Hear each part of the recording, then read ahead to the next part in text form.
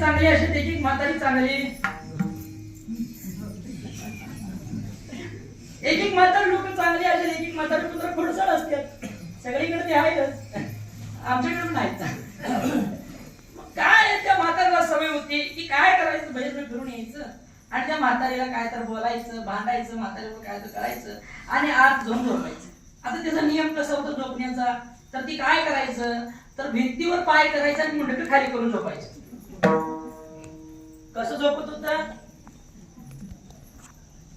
कसं झोपायचं, भिंतीवर पाय करायचं आणि मुंडकं कुठे करायचं, जमिनीकडे करायचं. तसं तुम्ही उद्या करू नका. म्हणजे म्हातारीला सवय होती की म्हातारीला मारायचा, हात यायचा वर, सार काय याचा विचार केला पाहिजे, असा काय याचा विचार केला पाहिजे आणि त्या भगवंताचं नाव कंठामध्ये धरलं पाहिजे.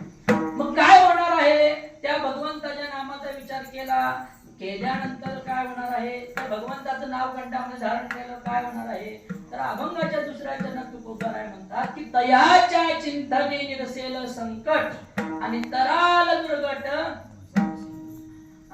कारण भगवंताच्या नामामुळे